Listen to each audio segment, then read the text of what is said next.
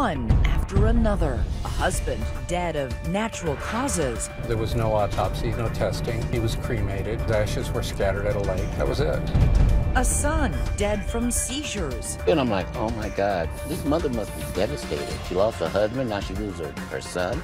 A daughter hanging on to life in the ER with flu-like symptoms. It's bad. Okay.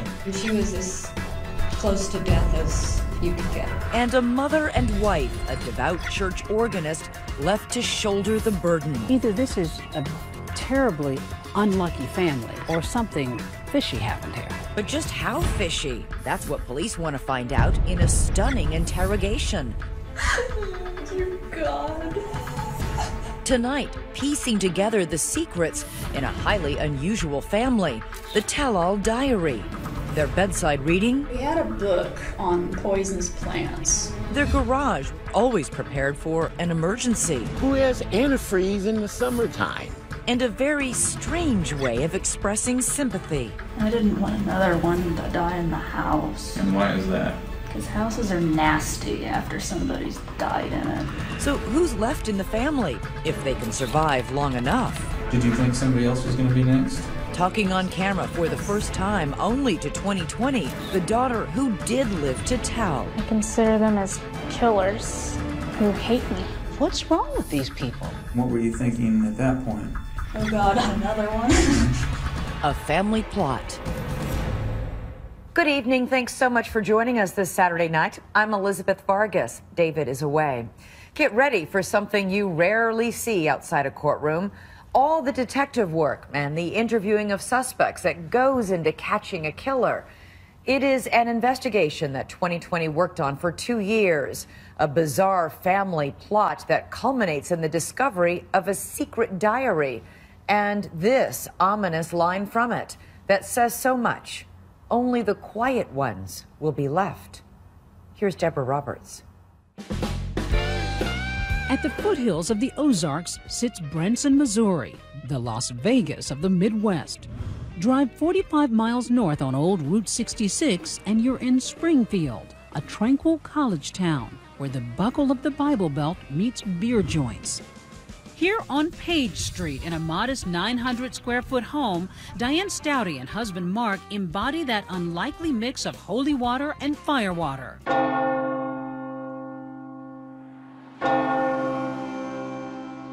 She's the church organist down at Redeemer Lutheran. He's the lead singer and guitarist of a local blues band, Messing with Destiny. You'll get the irony a little later.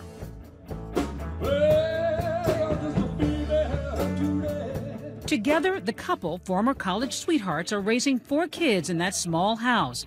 6 people, 3 small bedrooms, 1 bath. Tight quarters for what looks like a tight family. Did you get any sense of what their relationship was like? As far as I knew, Mark's life was great. Charles Alexander is Mark's close buddy and the drummer in the band. He was always happy with the kids. He was always happy with his wife. He loved them. He loved his family. And it was just a great family. Well, things aren't great for everyone. See, Diane isn't just praying in church, she's paying the bills at home. Okay, Mark picks up an occasional shift bartending, but Diane, a nurse, is the breadwinner. She seemed to be stable, ended up supporting him. He was the house husband, staying home with the children. And if Mark was a laid-back Mr. Mom, the actual mom of the house was civil, if a bit standoffish. Was Diane friendly, warm? You know, she was friendly to the point that I can tolerate you being in my driveway. As the years wear on, life just keeps heaping more weight on Diane's slight shoulders, supporting her family in that cramped house and coping with some heavy challenges. 4th grader Brianna has a learning disability. Sean has autism. And oldest daughter Sarah, a college grad, is still at home with no job and a mountain of student debt. But inside that Page Street pressure cooker, Diane's beloved child is blossoming. 22-year-old Rachel, a star student. This is the relationship that would forge the whole family's fate. She congratulated her every time Rachel had an accomplishment. When you look at it from the outside in, you think, that's a really close mother-daughter relationship, and isn't that great? Ron Davis with ABC affiliate KSPR-TV took us to the Stouty home. And what was it about Rachel that drew her mom to her so intensely, do you think? By all indications, Rachel is an exceptional human being. Very smart, very talented, artistic. On Facebook, Diane raves about her beloved Rachel, her art, her academics.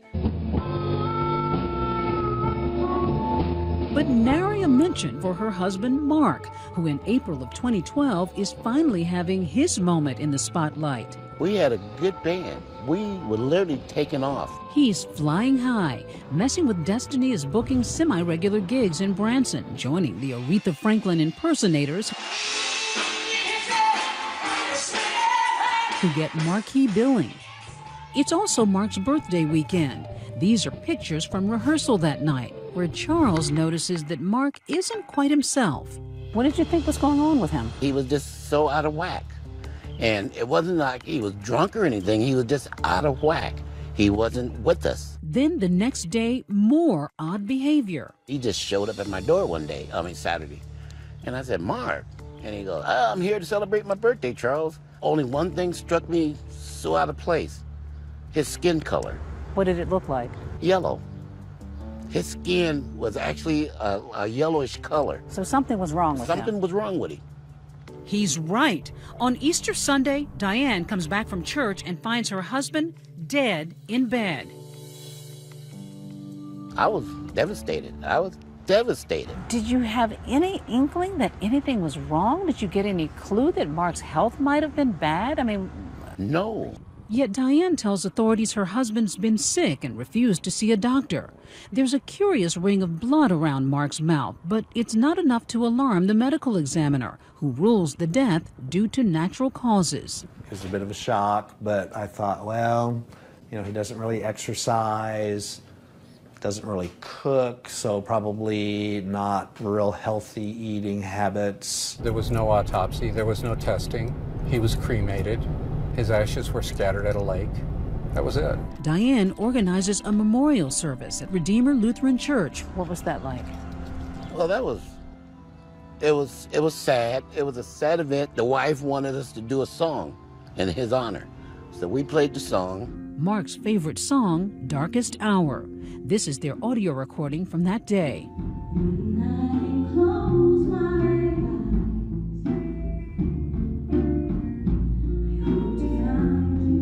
As the family copes with Mark's sudden death, there's a small consolation, a $20,000 life insurance payout, enough for Diane to move the family to a new neighborhood and a larger home. They moved into this house right here. Oh, big difference. It definitely is. It's a step up from where they were. When we come back, the Stouties may have moved on up, but their bad fortunes are just beginning. The coroner's van was in their driveway. Because whatever afflicted Mark seems to run in the family. I said it was impossible. I was floored. And eventually, police will suggest a different diagnosis. My husband died last year of a heart attack. Did he? Stay with us.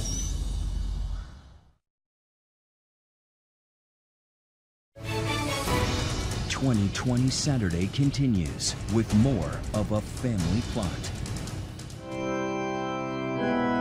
At Redeemer Lutheran Church, Pastor Jeff Sippy tends his flock with fervor and passion. We're jumping for Jesus. And in the summer of 2012, devout organist Diane Stouty has good reason to lean on the pastor's sermons for strength. Then Mary arose and went with haste into the hill country. And so you can see a woman with a mission. Her husband Mark has recently died, and she's just moved with her 4 kids to this friendly street, hoping to put that sadness behind them. Rhonda Anderson, a church secretary, lives across the street. Did you see them going and coming? One day the garage door was open and I thought, I'm going to go over there and say hi. And just as I got over there, it was really like they looked at me and closed the garage door, really, because I could still see them standing there. So I don't think they wanted to talk to anybody. Rhonda doesn't take it personally, leaving her private neighbors to themselves. Until weeks later, one Sunday in September, she looks out the window and is shocked by what she sees. The coroner's van was in their driveway. A policeman said there was a death in the home. I was blown away. Once again, death has knocked on the Stouties' door. The firstborn child, Sean, gone at 26. Diane tells police he had flu-like symptoms for 3 weeks. Well, she reported she checked on him at about 6:30 in the morning, went to church, and then when she came back from church, found him not in bed anymore, but on the floor without a pulse. She explains that her son had a history of seizures, and though like his dad, Sean has an odd ring of blood around his mouth, it doesn't look suspicious. So the medical examiner, after an autopsy, decides that the second Stouty family death in 6 months is due to prior medical issues. They're thinking, wow, poor family. What bad luck. No one was asking questions. And nobody questioned that story? No. Even though her husband had died just months before? Yes. After police leave the scene, Rhonda walks over to check on her standoffish neighbor. Surprisingly, Diane answers the door. I said, we just saw the coroner's van was here. Are you okay? Is everything all right? And she said, oh yeah, my son died. Was she distraught? No, she said it to me just like that. She said, my son died. Very matter-of-factly. I just was shocked. Rhonda may be one of the few people Diane talks to about Sean's death, because for him, there is no funeral, no memorial, not even an obituary. Like his father, Sean is quickly cremated. I'm like, oh my God, this mother must be devastated. She lost her husband, now she loses her son. Now only the Stouty women are left. Diane, her darling Rachel, 12-year-old Brianna, and Sarah living their secluded lives. I think they closed the doors even tighter because you didn't see them outside. I don't know how they even got their mail because we didn't see them at the mailbox. Then, the following June, could it be true the Stouty plague strikes again? This time it's Sarah. Diane has seen this end badly before, so she takes her 24-year-old daughter to the emergency room. Sarah is sick, goes to the hospital, gravely ill. Sarah's in very grave condition. It does not appear that she is going to survive. Sarah's kidneys shut down, pancreas and other organs failing. Worst of all, her brain is hemorrhaging blood. Diane turns to Facebook, maybe hoping for divine intervention, asking for prayers as my daughter Sarah is in critical condition. Diane's brother-in-law, Michael Stouty, is floored by the post. Wow, it's like a lot of bad luck here in this family. What's going on? A good question. What is going on? 911, where is your emergency? Finally, someone in Springfield, someone claiming to be close to the family, calls in a tip to police, hinting that the pious church organist may harbor an unholy family secret. What did the caller say exactly? That Diane Stouty might be responsible for 2 or 3 homicides. Again, brought up Mark's death, Sean's death being very close proximity to each other. Also spoke about the potential that Sarah was going to die as well. So the caller was essentially blowing the whistle on Diane Stouty. Correct, yes. Armed with that anonymous tip, Springfield Police Detective Neil McCamus begins investigating. He starts by pulling the reports on Mark and Sean's deaths. The uncanny similarities are stunning. Mark was experiencing flu-like symptoms for several days prior to his death. Same type of description with Sean. Now we have Sarah that's also in the hospital with flu-like symptoms. Police are now connecting the dots. Then Detective McCamus visits the hospital, where he gets more troubling news from Sarah's doctor. He had told me that they had performed several tests. They couldn't figure out what was going on, and he said that he was suspicious that it was a possible poisoning case. So your radar goes up? Definitely. Police figure it's about time Diane Stouty answers some questions. She voluntarily comes to the station, and in interview room number 3... Is it Stout? Stouty. One of the strangest police interviews we've ever broadcast begins. Diane discusses Sarah's critical condition. I'm looking at the lab reports and it's like, you can't be living. Her kidneys were shot. She had a brain bleed. Her pancreas was acting up. Well, it's bad. Okay. I mean, she was as close to death as you could get. Her affect may seem strange, but remember, this is a woman dealing with great stress, emotionally and financially, and her family's crumbling one by one. My husband died last year of a heart attack.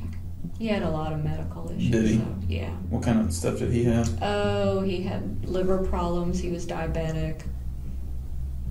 He wouldn't quit smoking. Do you have a son as well? No, not anymore. No. He died. He stopped breathing during one of his seizures. I've just never heard of anybody dying from a seizure before. Is that pretty common? It can happen. And I'll be back here. The detective steps away, but when we come back, he does too, to turn up the heat on the Merry Widow. There's been some things that have come up during the investigation. It's time to learn what's really going on behind closed doors at the Stouty home. I'm horrible. I'm a horrible mother. Stay with us.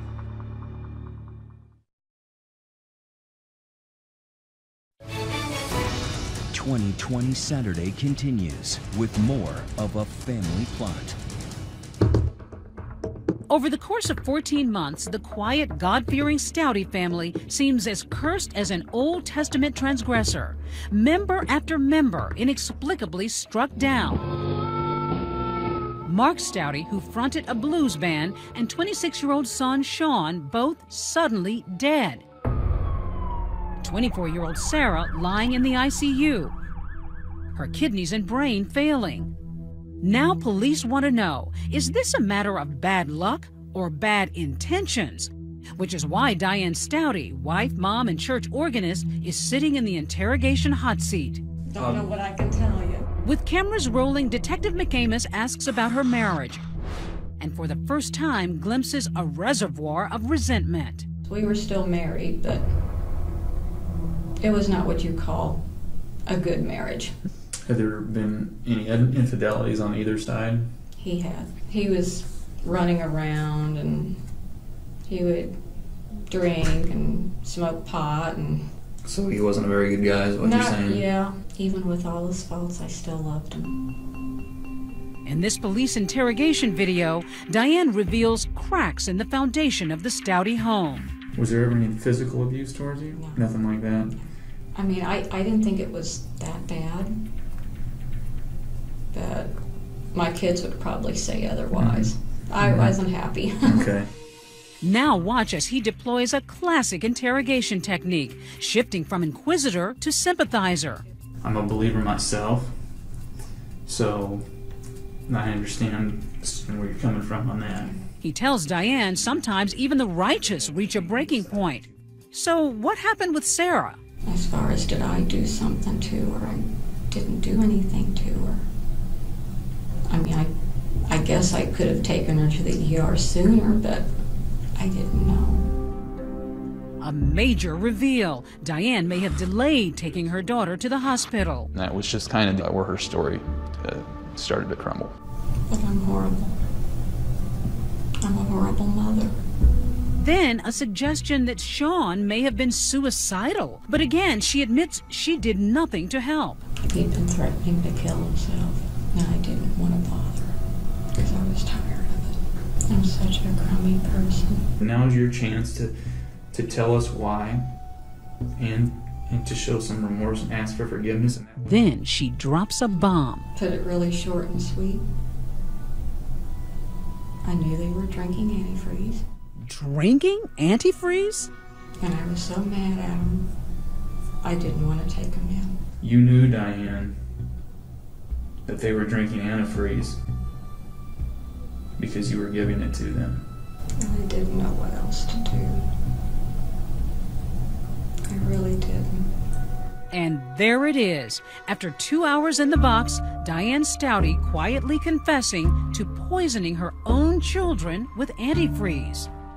This is a woman who's admitting that she killed her son and tried to kill her own daughter. What are you making of this? I was just totally astonished, to be honest. I couldn't believe what I was hearing. There were times I didn't know what to say or how to react.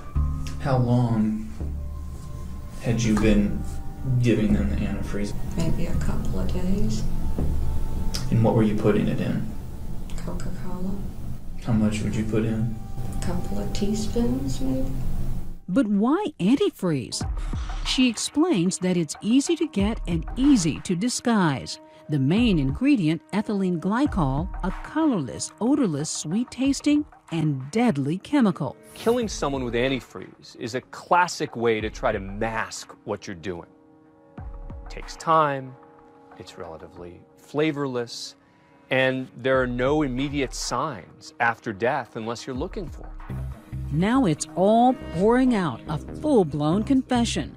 Diane admitting she poisoned her husband Mark the exact same way, spiking his Gatorade with antifreeze. Apparently, she'd had it with a husband she considered an abusive deadbeat. By then, I hated his guts. He would throw things at me. He would throw things at the kids. And I guess I just had enough. Killing her husband's awful enough, but a mother poisoning her own children? This mom's motive is downright chilling. Both Sean and Sarah would just basically, I don't know, trash the house and never helped support or even contribute. Sean would be interfering with whatever I would do. So if he was just a constant bother, wouldn't leave you alone? Oh, he was more than a bother. With a pest, would that be a good word for it? No, it was more than that. My husband got on my nerves. I couldn't stand him. And my son, was a pest. I mean, did she seem like at her wit's end? No, she, again, throughout, she stayed flat. Even when she's telling me that information, she seemed unfazed. Yep, unfazed even by the ultimate kicker, why she poisoned her daughter. And then with Sarah, you talked about, she wasn't getting a job, and then she had these student loans, and you were going to end up having to pay for them. That's pretty much. And you just had it with her as well. I'm not a perpetual killer. I'm just stupid. I regret doing it. I really do. I've screwed up everybody. I've screwed up my whole family. But it's too late. Here come the steel bracelets. Right now, you're going to be under arrest. Case closed? Not by a long shot. See, police are about to search the Stouty home and will find a purple diary with some very purple prose. This was a key piece of evidence. It will prove that Diane had a partner and eyes on another target in these horror movie homicides. Next.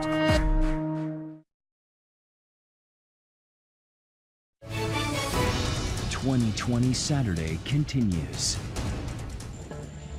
As the freight trains roll through Springfield, Missouri, the wheels of justice are turning slowly too.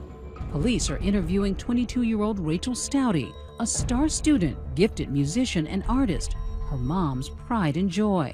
Mom was there every step of the way, really encouraging and cheerleading Rachel to be great. But now her dearest mommy, Diane Stouty, is behind bars after confessing to the poisoning deaths of her husband and son and the attempted murder of Rachel's older sister. Hey, Rachel. Hi. Can I get you to switch with me? Okay. Police just hit Rachel with the news. Confusion, shock. I mean, that's... Nobody expects to have somebody that they know do that. In this interrogation tape obtained by 2020, Detective McAmus lays it all out. Demure Diane has delicately engineered a ruthless culling of her own herd. Only the pious and the productive will make the cut. Did you think somebody else was going to be next? Darrow can be poisoned just for sitting around on YouTube. I don't do anything around the house. Brianna sure as heck doesn't do anything around the house. Rachel fesses up that her mom had some unusual reading material. We had a book on poisonous plants. I mean, she would talk about cyanide. Then a critical moment across town. Crime scene investigators are busy combing through the Stouty home. These pictures show a house in disarray. This was the home, the second residence. Detective McAmus gave us a tour inside with permission from the new homeowner. This was Sarah's room. There were some couches, there were papers, just kind of things strewn about. She kind of had an office space set up. You could see there were some computers. Laptops, flash drives, sculptures scattered about. And in the garage, pay dirt. This is where our crime scene detectives located the antifreeze on the workbench. And right next to the antifreeze, the other compound in Diane's cruel chemistry, an otherwise unassuming six-pack of Coke. Coke was described as what was given to both Sean and Sarah in terms of poisoning them. The concoction right there. Yes. The correct. Coke and the antifreeze. In the bedroom, a curious detective makes that dynamite discovery. This is Rachel's purple diary, haphazardly thrown on a shelf. Its contents a trove of sinister secrets. It appeared to be a journal entry written by Rachel, knowing that Mark and Sean were getting ready to be killed. So at first you're thinking this is a mother, an evil mother, who's tried to wipe out her family. And now you discover her daughter might be involved, helping her? Yes. That journal entry dated June 13th, 2011, nearly a year before Mark died. It reads, "It's sad when I realize how my father will pass on in the next 2 months.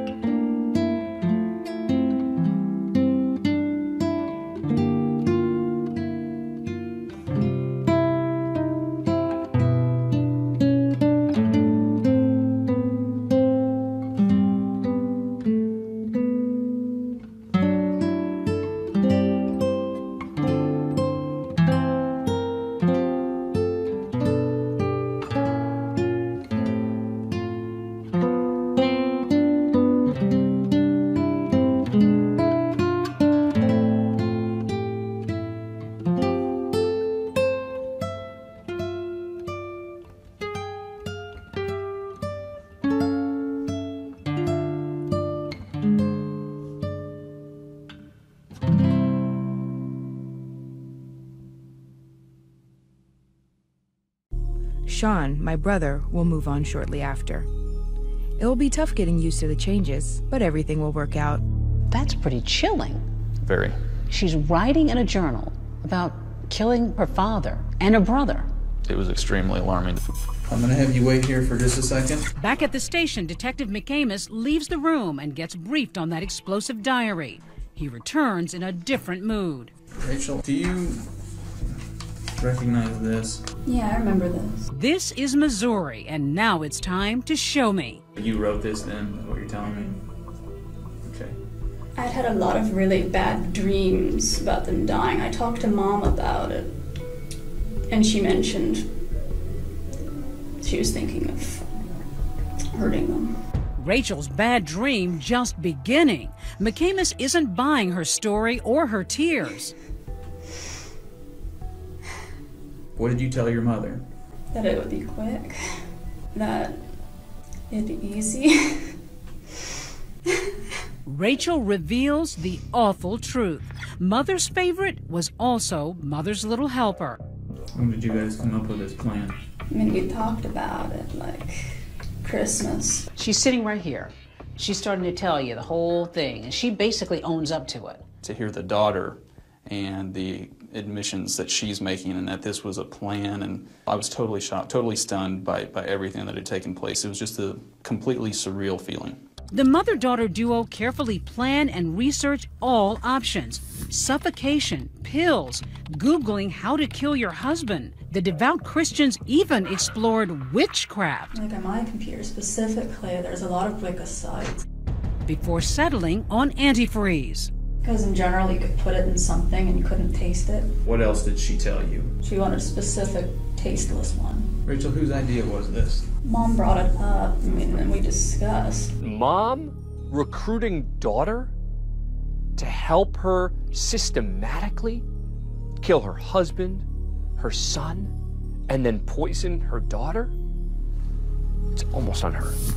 It was supposed to be just Dad, but pretty soon Diane turned her attention to Sean, the son she thought was irritating. Listen to how little it took to end up on her hit list. Sean, we argued on a lot, because I still think we could have put him in like a assisted living, but she wanted him out. What did you say when she talked about killing Sarah? Sarah was equally unneeded. You could have found someplace else for her. She was very adamant on that Sarah was just a burden, that Sarah needed to be taken care of. Rachel, too, now under arrest, charged with murdering her father and brother.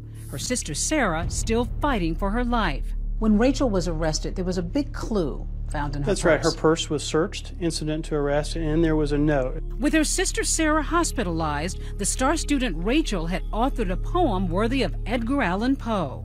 Once upon a time, there were 6. Now, there are 3. Only the quiet ones will be left. My mom, my little sister, and me. Wow. That's pretty cold stuff. This is a very cold and depraved murder. The Springfield poisoning case. 2 people dead, 2 in jail, 1 in the hospital. The family was poisoned with antifreeze. The next day, the tale hits the news like a twister. While down at the county courthouse, a rare sight. A mother and daughter, both arraigned for murder. No way, this cannot be true. Not right here in our little neighborhood.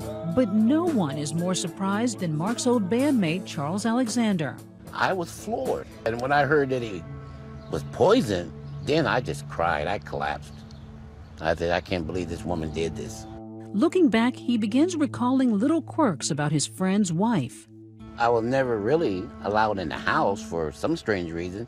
It was always at the garage. And it was so strange. I seen antifreeze bottles sitting in the garage, and I'm thinking, who has antifreeze in the summertime? Strangest of all, Diane's blasé manner after Mark died.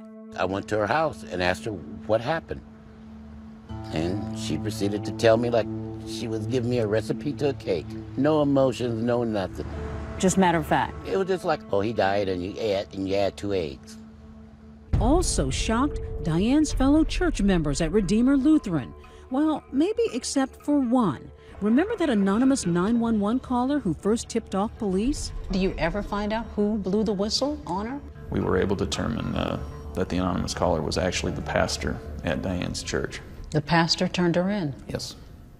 Pastor Jeff Sippy. If you are not praying for your children, if you are not deeply invested in them, I'm going to tell you this, no one else is either. The leader of the flock compelled by his own conscience to root out the wolf among them. He declined our requests for an interview. So he knew that something was evil here. I think he definitely had his suspicions. Diane's demeanor after the deaths, he told me he couldn't take those feelings, that he had to call it in. When we come back, 2 Stouties in jail awaiting trial, 2 Stouties dead, and a third in ICU. But this one regains consciousness and lives to tell. Did she suspect that her soda was spiked? So you read in her journal she was trying to kill you? She tells her story only to 2020 next.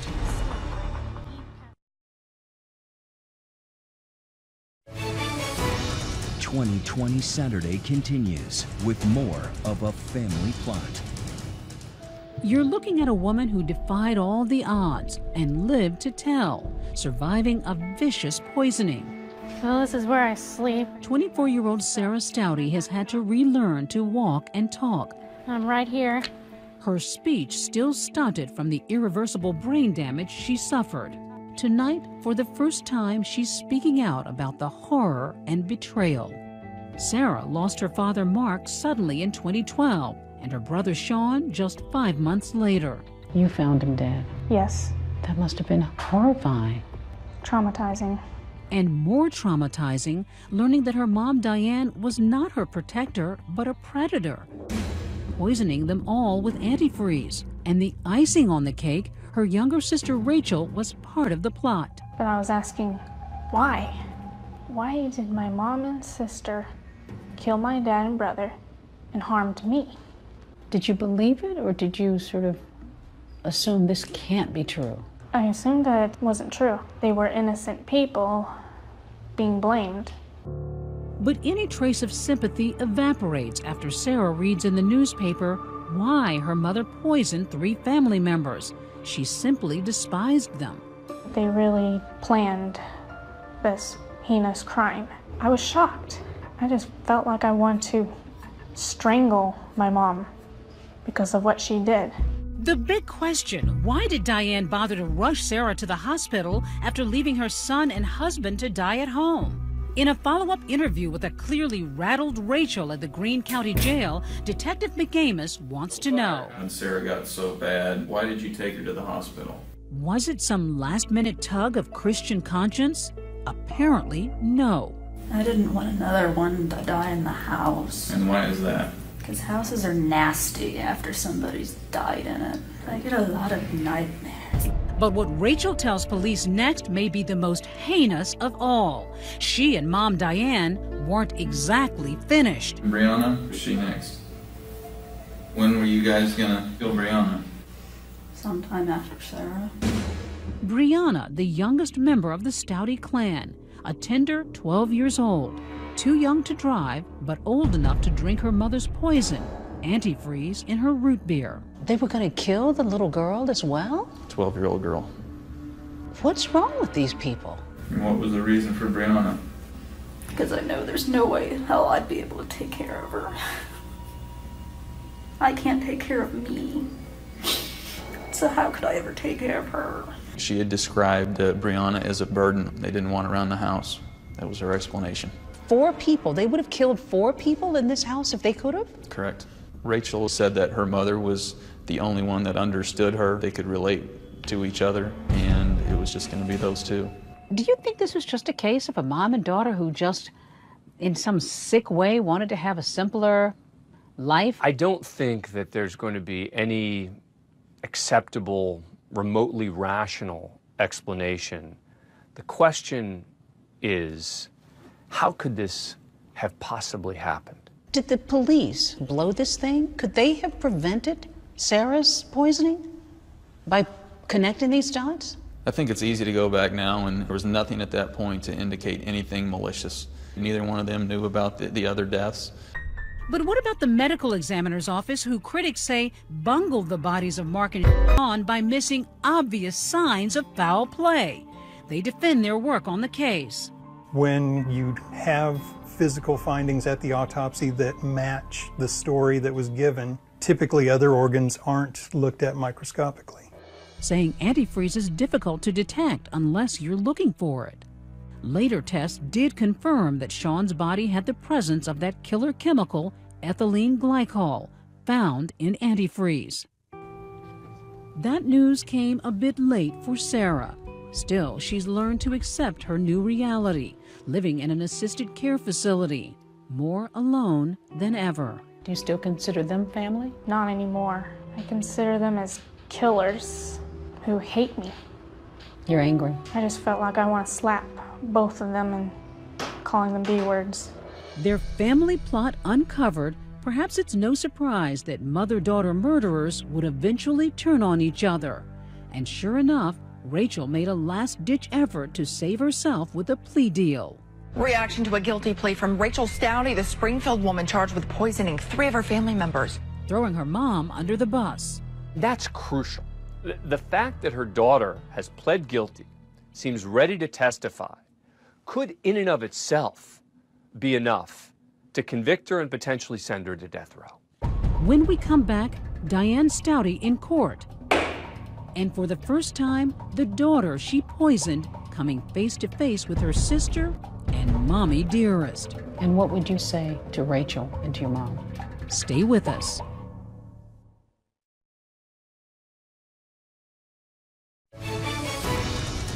'20 Saturday continues. Judgment Day for Diane Stouty. She enters the courtroom, her back against the wall, facing death by lethal injection. But then... You intend to enter a plea of guilty in this case? Yes. Pleading guilty to killing her husband and son. Sentenced to life in prison without parole. Also in court, in the front row, the daughter she tried to kill, 24-year-old Sarah, facing her mom who poisoned her with antifreeze. I'd prefer be a survivor than a victim.